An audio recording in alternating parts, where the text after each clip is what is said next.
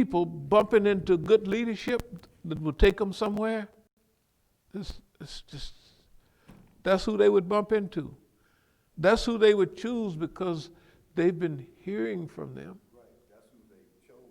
They chose them and they put them all there. Everybody out there, everybody from our side, the Muslims. When we talk about the Muslims, you should start now acting like Malcolm, instead of just talking. What? They don't even want to do it. They would rather be actors than functionaries. I mean, they like that. So now here we are. We understand all of this. Okay, now it is time for us the delay, the schedule that we have. See, sometimes you can fight the war on your terms when you want to. There's other times when you can't. You're attacked, you're this, you're that, right? You can't say, well, okay, you guys are attacking and bombing and doing this. I'll fight you when I get ready. Sometimes you don't have that chance, that opportunity. That's what we're saying now. So, if you could talk to some of the brothers, and then also this would include visiting a lot of the big communities, what they can do for us, what we've been dealing with, but also what can we do for you, you know.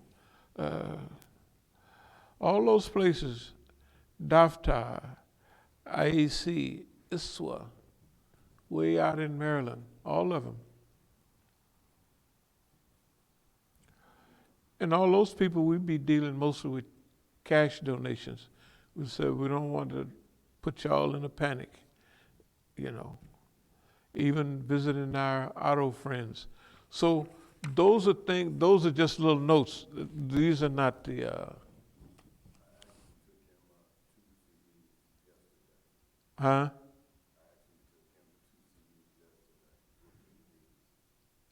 Oh, okay. Very good, very good. Okay. Shoot, we're on the big time. So I would like to review just a few things. There's been no emergency meeting for Muslims or people of color. It happened. They do, WPFW do what it always do. They just talk. They talk. And all the other people, everybody got a reason for being where they are. Some of the people, if I had to mention their name over WPFW, when we were at some of them programs with the National Negro was there a couple of times, and you know, the whole crew was basically there. Say like at the UN, they were in Iran, and they were different places. And people would complain. They said they brought 40 people over here, and they just ate up all the food and stood around at attention. I said, that's all they're going to do. That's all. You don't have to worry about that. And I tried to explain Vilayati Faqih. I said, well, if you have a big organization in America, do you think you could have a big organization if the government didn't like it? And if they thought you was all right, you would have to be one of their chosen ones. You'd have to be selected by them. Especially you're almost 100 years old now and been doing this, and everybody else got slaughtered and run over by cars and run crazy. And you ain't had no problem. Can you imagine out of all the people in Oakland, and I'm the only one? So it's really something. But in order to be a champion, you got to have a fight. You got to be a good champion. So this Hollywood disorganized left appear to be disorganized left.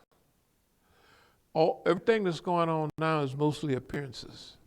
They're appearances for a certain reason.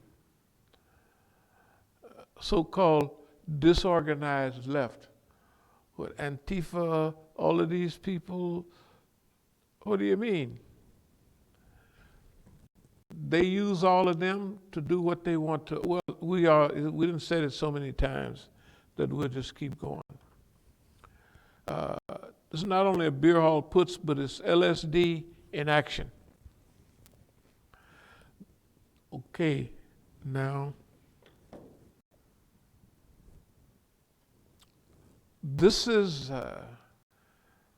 not real systematic planning and execution, precision. This is not German precision or anything like that. Or what it is all of them are under pressure too, historical pressure, and they lashing out at everybody. Okay, since we're at the bottom, it'll work on us a little bit. But if they lashing out at China too, and everybody else, well, those people are not on our side. They're going to do what's good for them. But they also, before in history, when Hitler was doing his stuff, there was nobody ready to stand in front of him and say, stop. Right? So the people of Czechoslovakia and everywhere, they just had to put up with it. And Netherlands changed them, come back with his Peace in Our Time. That's 1938. You ever see that on the Peace in Our Time? Yeah. Of course, the next year he done invaded Poland, and now they're in World War II. It's a little too late. So the point is that all of these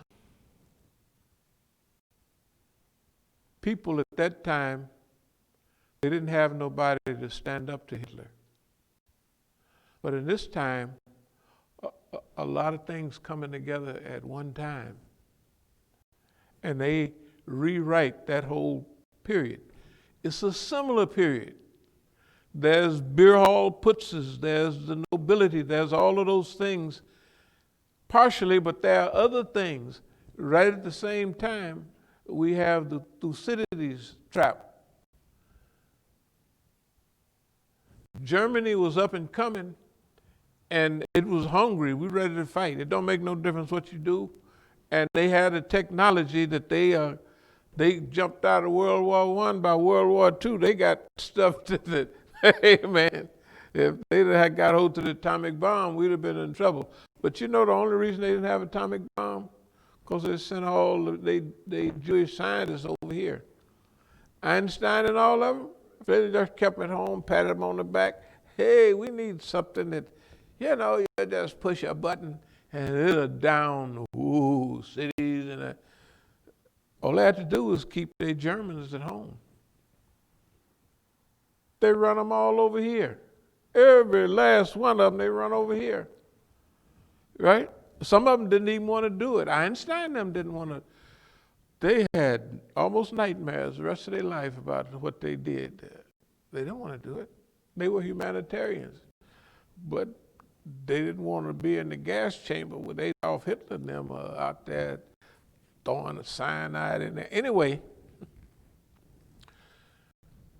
we have a different time now. It's not only China, but they picked a fight with China at the wrong time. China's on the way up.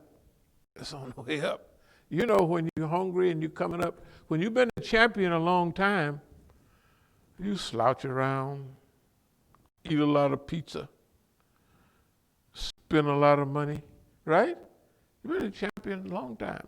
This boy been a champ for 75 years, right? They always tell you every movie, which is true, stay hungry. Boss man is mean, but he ain't hungry. His kids ain't hungry. Well, you think they was. Look at the society. The children are dying of diseases that people get, coronary such and such, right? That's an old folks disease because they sit there and their way of acting, it's all catching up with them. You don't see all them fat people in China. You don't even see all them fat people in Europe, right? Not like the numbers are here. But that's a sign of the society. They've lost contact with the earth. They just won't do nothing for themselves, right? That's a sign that all the essence of what they was. Shoot, them white folks used to walk across them wagon trains. Wagon trains, rawhide, get them up, move them out. Okay, wagon trains, them covered wagons. Yeah, they wagon train. Okay, wagon train. That's right. More than one. So you're 26, 27? Okay. I have to because see, we come through a whole different thing. We come through we came through America. We know America. White folks, when they stole all the Indian lands and everything, the Indians made treaties. Okay, you can pass through our land, but you can't stay. So many tribes had treaties with the white folks. Okay, you can go on through our land with them wagon trains. And if you happen to leave a little bit of something to eat or something, it's okay. But they got, a old wagon wheel have spokes, but it also have an iron rim around it, to hold it in place. And those iron rims cut rocks, you can look at an Oregon Trail, they got ridges still there now, where them wagons going up through them rocks and everything. The point is, those white folks was tough. Half of them walked. See, if you got lucky to ride on the wagon sometime, but you walked beside the wagon. Most of the people walked, right? The children walked, the people walked, because they can't have them 2-4 horses ain't gonna pull all them people sitting on that wagon. They're gonna get tired, Okay, the point is, those people were hungry for something new. They were not ethical. They might have been ethical amongst themselves a little bit, but they were not ethical because for them to have a better life, they have to take the property of other people. And they have to murder them. And they would be happy to murder Indians because they otherized them. Oh, they're other than us. They're savages. So if the Indians won a battle, they would call it a massacre. Yeah. The white folks won. They called Custer's last stand, that was a massacre. Well, he's a fool, went out there with all them Indians. You know what I mean? They know everything about him. And he was arrogant, So they finished him off. Okay? But they got tons of... You wouldn't have read the book, I Buried My Heart at Wounded Knee. Wounded Knee, man. That was when they'd been on the reservations for decades, and then they just... See, in 73, 74, 75, I was in prison with all the Indians from Pine Ridge. All those guys. That was a new Wounded Knee. Yeah, that's what it was. It was same. Okay, anyway, some of the stuff that I mentioned will have a historical context. The context of this is the white people were thinner, tougher, and willing to go, without luxuries. They were different from now. White folks are like the Negroes. They're tougher, they're meaner, but they're not tougher. See, black people gangs, they'll slaughter another black gang. They're mean. We used to wouldn't do that. We just wouldn't do it. You know, there was no way you could get us to, you may not believe this, but in black cities, in our neighborhood, it might be 1 or 2 killings per year. Maximum. Maximum. And everybody would talk about, oh, Johnny boy, he shot so-and-so. Oh, it was terrible. They talk about it for years. Okay. So this is Hollywoodism, LSD in action. Lysergic acid diethylamide that white folks tried and tested back in the 60s.